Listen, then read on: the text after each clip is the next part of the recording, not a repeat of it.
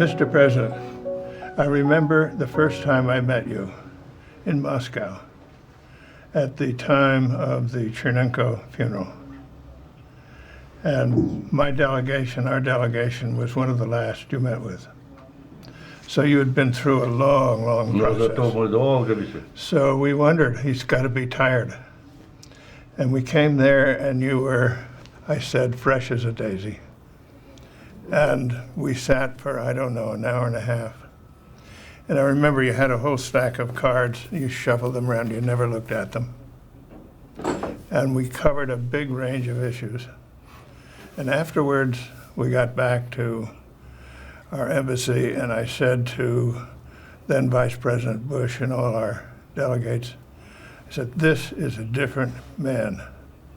This is an agile mind. This is a man with a breadth of interests. He's going to be a formidable person to deal with, but you can have a conversation with this man. He's terrific. Thank you. Well, I didn't know that. And so I can say thank you without being self-conscious about it. I do remember our conversation. It was very substantive and quite candid and quite extensive. As for how I looked, well, that was 25 years ago. And we all looked differently at that time. Well, but we recognize each other. It's okay. But then there was Reykjavik. Oh, no, wait.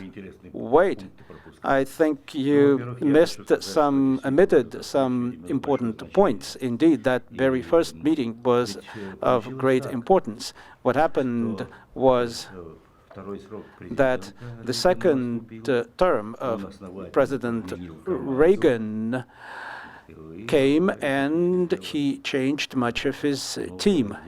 And a lot changed, not only in U.S. foreign policy, but generally in the policy of the administration. People saw that, we understood that, and I was very sympathetic to that. And I think there was a kind of feeling at a distance. Then you and I met many times when we were in office, and then after that we continued to cooperate, and I am grateful for that to you. You were a very effective leader, and I believe that the fact that there was George Shultz near Reagan and Shevardnadze near Gorbachev was of great importance. Both foreign ministers were active, were intelligent, had life experience and experience in politics. And I would like to thank you. I think this is a convenient occasion. I don't know when another one might come up. So I wanted to start by saying thank you. And then there was also the meeting, the summit in Geneva, which was an amazing event. What happened was that after our first one-on-one with President Reagan, we spent about an hour together, and then we went to our delegations, and my people asked me, what's your impression? Generally, the impression of Reagan in our country was bad, but one must be cautious about such evaluations. There had been no meetings between our leaders for 6 years, and it's hard in such situations to make judgments, including about President Reagan. But basically, he was regarded in Russia as a hawk, in the Soviet Union as a hawk. Reagan is a hawk. Here, we were working on something very different. Nevertheless, after our first conversation, when I talked to my delegation and they asked me what was my impression, I said, well, he is a real dinosaur. And a week later, we learned that the same question was put to President Reagan, and he said Gorbachev was a die-hard Bolshevik. So that was the beginning of our interaction. I had the opportunity to go to the Soviet Union in the 1970s when I was Secretary of the Treasury. And I could see that the system had a lot of very intelligent people at the top. I dealt with Kosygin, smart, able to work things out, but that the system was not working. I could see that. So when I met you and I saw how able and thoughtful you were, it seemed to me likely that changes would take place. There were lots of arguments in the United States and people who said nothing can ever change. And I said, I don't think so. I think things can change. You wait and see.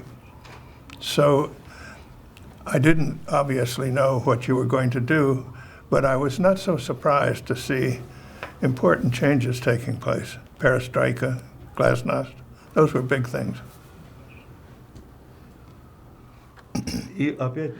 And once again, I have to thank you for your understanding, because indeed our situation was extremely difficult, very challenging, and given that this was the Soviet Union with its history, given the fact that we were living still in a Stalinist system with minor changes, a system that was not efficient, a system that worked under certain emergency circumstances, but when it was necessary to give incentive, to stimulate the initiative, that system was not working. You, I think, were right to notice that those who wanted me to say something immediately, straight away, we'll do this, and we will abandon that, etc. Until 1988, we were exploring for ways. Who do we work with? Who do we rely on? And it turned out that the nomenclatura, the party and the state bureaucracy, was not ready. They didn't want, most of them didn't want change. But there was a certain nucleus, there was a certain enclave in the Communist Party and in the top leadership, a group of people who understood the need for change. The people were demanding change. What we heard in the recent election campaign in this country, by the way, the campaign that has brought about a change at the top, the election of President Obama. We heard a call for change. Well, there was a similar demand in our country. People were demanding change. And to reply to the question that was put to me, I will say that the productivity in our country was less than 1/3 of what it was in your country at that time. The productivity in our agriculture was 1/5 of the United States. We spent twice as much metal, cement, and everything else for every unit of production. It was the economy of costs. Everything cost that much more. No system could have withstood such pressure. Of course, we had the resources. We also saw that there was a scientific and technological revolution in the world, and we were not living up to its demands. One of the things we talked about was the information age. And I remember once during a meeting in the Kremlin, we had a little side conversation, and we talked about it. I said, we come together and we argue about things all the time. But here's something big, really big. It's going to affect the whole world. It's going to affect you. It's going to affect us. We ought to talk about that. And we started to, and it helped move things along. And we continued that discussion when I came to your country after having stepped down. You remember I came to San Francisco and we talked to some Stanford professors and some of our academics, and it was a very, very interesting discussion. We have a lot to say to each other. I believe that one of the things that I accomplished was generally in foreign foreign policy is really normalization with the United States. And in this work, in this search for normalization, I was not alone. If you had not responded, then it would have been a one-way street and it wouldn't have worked. So it's very important that you showed understanding. I remember when you came to Stanford and you asked if I would organize a seminar with some of the bright people around. You remember? So I got people from... Including Nobel laureates. Yes, you had to be practically a Nobel laureate to make the cut. My friend Milton Friedman was there, you remember. And I had a meeting with them all the day before you came. And I said to them, I know you have a lot to say, but there are quite a few of us. We've only got an hour. So figure out how to say something significant about your field in 2 to 3 minutes' time. So they all did. And afterwards, everyone reflected. You know, people, you didn't know who was going to speak. Physics, chemistry, biology, economics, whatever, all subjects. And you responded to each comment. You made intellectual contact with that comment. It was a breathtaking performance, and we all came away saying, we encountered a mind. Well, I was a person with a lot of interests. It was really a major meeting. I remember that I saw those people for the first time. They were the authors of books and articles with which I was familiar. And Stanford also was the place where I first spoke after I had stepped down. Of course, I could have lived in a retirement, gone fishing, but that is not the kind of person I am. We sat in my backyard at my house at Stanford. And I remember saying to you, when you and I entered office, the Cold War was as cold as it could get. And we I remember your house very well. Yeah.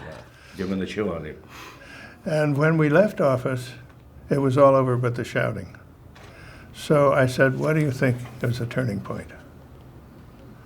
And you said, without a minute's hesitation, Reykjavik. I asked, why do you say Reykjavik? You said, because there the leaders sat and talked to each other about everything for an extended period. And that was certainly so. But the results were tremendous. I still am of the same view. I am still of the same view. I believe that was the turning point. What happened after Reykjavik was an evolutionary process that led to the elimination of INF missiles. We had prepared the ground at Reykjavik. And then, of course, a lot was done also on strategic missiles. 95% of the agreement was prepared while we were in office. Your successors in the administration, they probably wanted to have something left for them to sign. Since Reykjavik, the number of nuclear weapons in the world has come way down. That's because the nuclear weapons held by now Russia and the United States have come way down. But elsewhere, nuclear arms have been growing. So at Reykjavik, we talked about achieving a world free of nuclear weapons. And now, a group of us here in the United States, myself, Henry Kissinger, Bill Perry, Sam Nunn, Sid Drell, and others, have launched this subject again, and you came right in reinforcing that. And now you and I are about to co-chair a conference in Italy on the subject. So there's getting traction on something that we started at Reykjavik. I feel that this will be a very interesting conference. I have seen the list of participants on your side and on our side. Those are people with great credibility on these issues. They, I believe, are still very active and influential on these issues, including disarmament. The more I've been thinking about these issues and preparing for the Rome conference, the more I've been thinking this. Let us say that we develop good proposals in Rome. Let us say that the government leaders look at them and ultimately decide that they will go down the road of eliminating nuclear weapons. It will take perhaps 10, perhaps 15 years to achieve this. So in 15 years' time, let's say there are no nuclear weapons. But what remains? What remains will be the United States having perhaps 70-75% of the world's deadliest conventional weapons. This could be a big break on the process that could stall the whole process. The opponents of nuclear disarmament will use this as a pretext. And I remember when we were discussing the elimination of SS-20s and shorter-range missiles at that time, you were saying that, well, the Soviet Union has a lot more conventional weapons in Europe than the West, and therefore there is a link between reducing nuclear weapons and reducing arms and weapons and armed forces generally. And that's why we negotiated in Stockholm, in Vienna, and in Paris in 1990. We signed a treaty on reducing conventional weapons. We must start thinking about this, and I will be speaking about this in Rome. Of course, I don't want to spring a surprise on you, and that's why I'm telling you about this now. I think that we indeed must start thinking about this. Of course, then the question will be, how do we achieve this? It's not just a question of cutbacks. You are right. There has been a growing number of nuclear weapons in other countries, and there are 40 threshold countries that are technically capable of producing nuclear weapons. The spread of nuclear weapons would be a disaster. But we see militarization in other areas as well, conventional arms race. We see growing military budgets. We see arms trade, and your country and our country are number one and I think number two in arms trade. So let us start thinking about this. Remember, we were discussing the problem of El Salvador. We actually started that discussion when you were Secretary of State. And indeed, we agreed that only police weapons, only small arms could be exported into this area. So I hope that we will be able to speak strongly about nuclear weapons, compellingly about nuclear weapons. I see that our government wants further reductions in nuclear weapons. Russia found itself in a difficult situation because George W. Bush, in a way, stopped this process of arms reduction. And as soon as we begin to slow down in reducing nuclear arms, others begin to say, well, those two countries want to preserve their absolute weapons against us. And India or Korea or Iran, Islamabad. Yeah, I agree with you that everything is connected. And it isn't only arms. It's the disputes that give rise to the arms. How can we somehow come to grips with the Israeli-Palestinian issue? How can we help India and Pakistan solve their differences over the Kashmir? How can we get some reasonable situation in Afghanistan, and so on around the world. So somehow a lot of attention needs to be paid to these things, and also to things like the global climate change issue, which affects everybody. But I think that if people saw that the leaders of the world could come together and basically get rid of nuclear weapons, it would have such an impact, not just on the nuclear weapons, but it would give confidence that there is a world, there's some coherence in the world. You can face a problem and do something about it. And in many ways, when you and I were in office and people saw us making progress, there was exactly that kind of reaction for a change. Positive steps are being taken. Maybe there's hope after all. So I think that there is a broader meaning to reducing and getting rid of nuclear arms than just that important subject. So I'm not arguing with you on that point. Quite to the contrary. Well, I think that you have to remember that at a certain point in time, you were insisting on the need to reduce conventional arms and armed forces in Europe. You said that Europe is oversaturated with weapons. Well, I'm saying that today. I was right about that, wasn't I? What about now? What I am saying, isn't that right? Isn't that right? Out of 1 trillion, 1.3 or 4 trillion military expenditure in the world as a whole, Americans spend almost a half. So even the crisis, perhaps the crisis could compel the U.S. leaders to rethink that. No question about it. I think there has been a revolution in thinking about how to cause countries to prosper. And we see it all over the world. We see it in Russia, we see it in China, we see it in India, Brazil, everywhere. And at the same time, we see that excesses can also take place.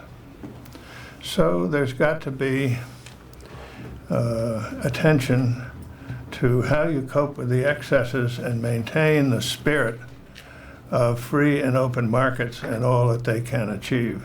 And I think that's a proposition before the world right now. When people ask me, what is the choice that mankind is facing? What should humankind, not just one country, choose, capitalism or socialism? I say we have to go beyond that.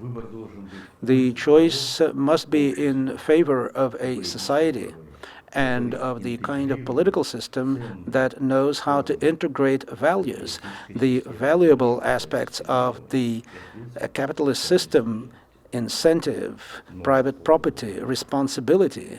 But at the same time, the system has to integrate values such as justice, social aspects, environmental aspects, and achieving success not at any cost, but taking into account the interests of humanity and human needs. I think that is the right approach, and I share your point that we must not go to extremes. For example, going to the extreme of actually abandoning and denying the capitalist system and its tools. I am against that. I believe that that's what's worked, that system. And we have to But it has been working badly recently.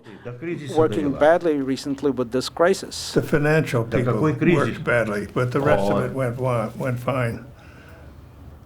But let me give an example of something. You were talking about the importance of figuring out how to have a market and capitalist system be consistent with values you're trying to achieve.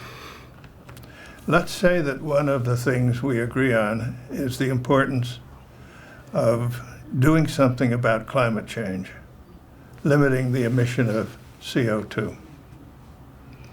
The way that can be done in a capitalist system, for example, is to say, let us put a tax on the emission of carbon because it's a social cost.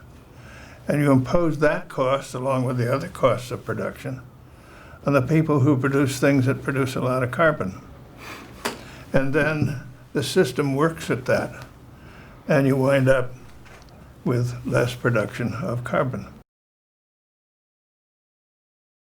Mr. President, you did something some time ago that made a big impact in a personal way on my family. My oldest daughter was not able to have children herself and wanted children, she and her husband. And so they adopted 2 children from Russia. These are wonderful kids. And one time when you were here in the United States, they brought them over and you met with them and you talked to them and you patted them on the head and so on, and were very generous and nice to them. And How old are they now? They still talk about it. Well, the oldest is, I think, 17, and the youngest is 13. So they're growing up. But anyway, they still remember that incident. So it was very kind of you to do that. I believe that the economy of hyperconsumption is a mistake. Hyper profits at any cost is also a mistake. And therefore, I do believe in a certain regulatory function of the state that has to happen because there is a need for certain adjustments while preserving the market economy. The fact that the financial system was functioning in such a way that I think over any 24-hour period, $4 trillion change hands, whereas only 7 or 8% of that is in some way related to the productive economy. So that becomes an end in itself, and that happened within the capitalist system. Let me put the point in a little different way, because fundamentally I agree with the essence of what you said. A system emerged in the world where some countries were saving very heavily and others were not. The United States in particular was consuming very heavily, not saving. And for a while that worked out because the countries that saved a lot could have a big excess of exports over imports and send their savings to the country that wasn't saving. But that's not stable over a long period. So I think now, as we have this crisis, we should be thinking, what do we want to see? Well, this is exactly what I've been saying. Exactly. Where was the state? Where was the government while this was happening? The government was spending more than it took in. It was adding to the saving. So what we need now is to say to ourselves, how do we want to come out of this crisis? In the United States, households are starting to save. And people are telling them, don't do that. And I'm saying, no. Let them get back into the habit of managing their affairs sensibly. And let's get the government to where it's not running a big deficit so that the United States is financing its own investments. And then the trade accounts will balance.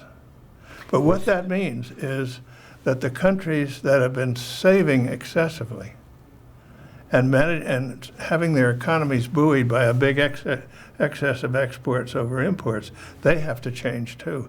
That's the big item, I think, on the international agenda, but it isn't being mentioned very much.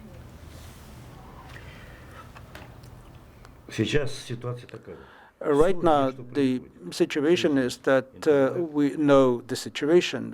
Whatever is happening in the world, we know from the internet. I believe the internet perhaps is one of the biggest achievements of democracy. And so people know about each other, nations know about each other, they know everything on any given day.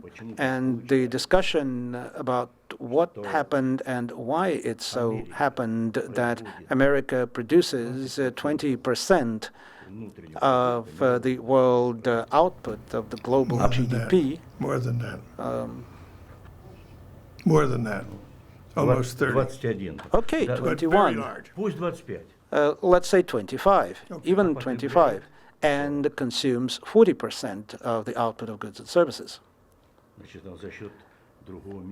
And that means that happens in a way at the expense of the rest of the world, and particularly of the poorer countries. The poorer countries haven't been able to to learn how to fish. We need to give them the tools to fish. And today it's the new technologies, it's education, etc. There's been talk about this, but not much action. And therefore, I believe that the question today, the issue today, is that a new system needs to be developed instead of the Bretton Woods system. The International Monetary Fund has to work differently. It's amazing that Latin American countries, for example, have declined the services of the International Monetary Fund. They decided to pay down their debts and not to borrow more from it. So this machine, they felt, was not working for them. So there is a lot to discuss. We must find a system that would really provide for equitable cooperation, that would make it possible to address the problems of poverty and backwardness and, of course, the environmental problems. America is an advanced nation, a progressive nation, but it refused, for example, to work on the basis of the Kyoto Protocol on climate change. I think the art of listening is one of the great arts in the world that's underappreciated. And if always your ears are closed and your mouth is open, you don't learn very much. So if you can be quiet a little bit and listen to the other guy and try to figure out what's bothering him, what's the essence of his problem, then you can start to solve problems. And I always appreciated it because you listened to me, and I listened to you, and it helped. When we finished the one-on-one conversation with President Reagan, the initial conversation, I said, let us now start discussing the proposals that I brought to Reykjavik. Let us invite Secretary Shultz and Minister Shevardnadze. And I remember you were sitting right in front of me, and I started to deploy my proposals to the president. The president wanted to interfere, to interrupt. You put your hand on his hand, and you said, hold on. And we started a very businesslike, a very good conversation on the substance. And in 2 days, we covered so much ground that sometimes is covered in 20 years. We have to listen. We must listen, absolutely. But you've put forward at Reykjavik a fantastic set of proposals that were very responsive to things that we had proposed. So that meant we could interact in a constructive way. So it was a watershed meeting. And maybe as we work together now, we can revisit Compromises are necessary. They're necessary, but also it's necessary to have a vision. And one thing you and President Reagan shared was the ability to have a vision. First of all, vision, yes. Without vision, without this understanding of reality, without the analysis and rethinking of these realities, you will not be able to develop new ideas and to think forward. Vision is number one. So that's why new thinking was proposed. Let's shake on that. Vision is number one.